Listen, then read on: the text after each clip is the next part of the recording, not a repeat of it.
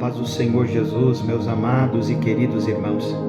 Estou passando por aqui para deixar uma rápida palavra para o teu coração.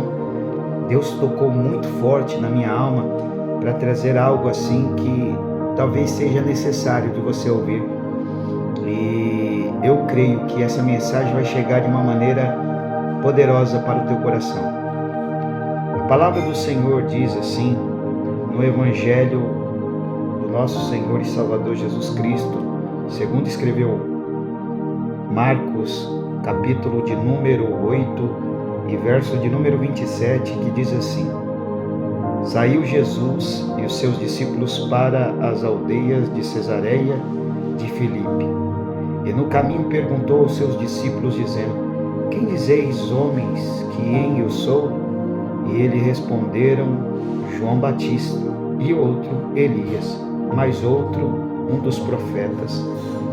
E ele lhe disse: Mas vós quem dizeis quem eu sou? E respondendo Pedro lhe disse: Tu és o Cristo. E admoestou-os para que ninguém dissesse aquilo dele. E começou a ensinar-lhe que importava que o Filho do Homem padecesse muito e que fosse rejeitado pelos anciãos e pelos príncipes dos sacerdotes e pelos escribas, e que fosse morto, mas que depois de 3 dias ressuscitaria. E dizia abertamente essas palavras. E Pedro tomou parte e começou a repreendê-lo.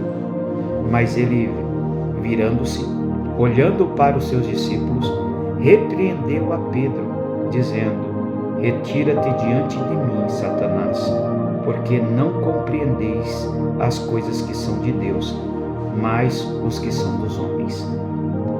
Querido, é uma palavra poderosa. Jesus aqui, caminhando com seus discípulos, indaga a ele dizendo: Quem vós dizeis que eu sou? Jesus ali falando com seus discípulos respondendo, dizendo: Não, você é João Batista, o Senhor é o João Batista. O outro disse assim: Não, o Senhor é o Elias. Outro disse: É um dos profetas. E Pedro, tomando a palavra, disse: Tu és o Cristo. Na verdade, aqui, se você for ler aqui algo aqui tremendo, ele diz assim: Mas vós, quem dizeis que eu sou?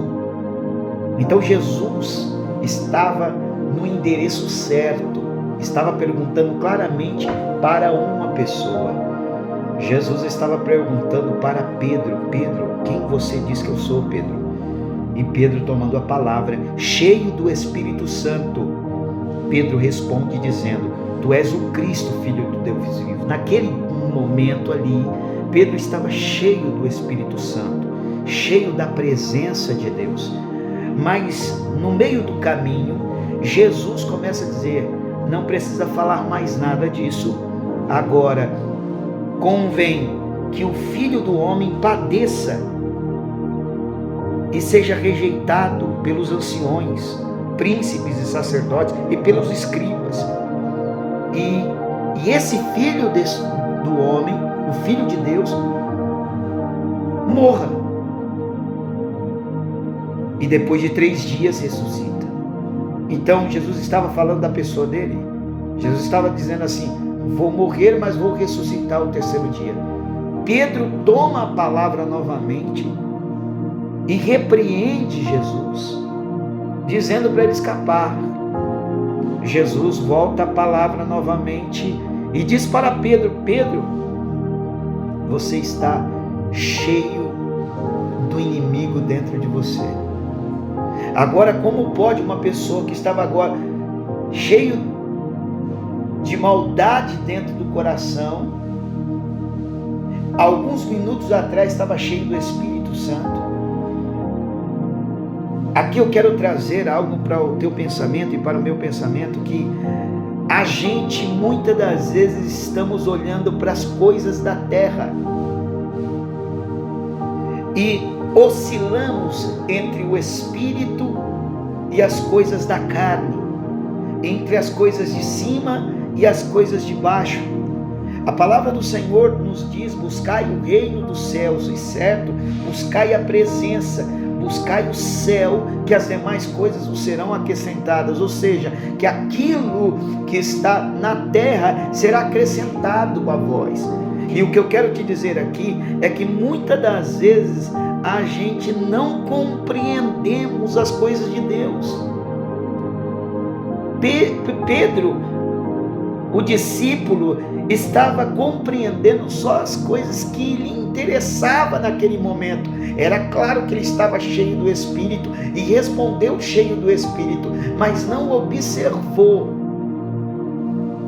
que aquilo ali que ia acontecer com o Senhor Jesus vinha do céu. Irmãos, nós não estamos compreendendo e não estamos olhando o céu, nós não estamos olhando aquilo que vem de Deus e estamos olhando as coisas terrenas.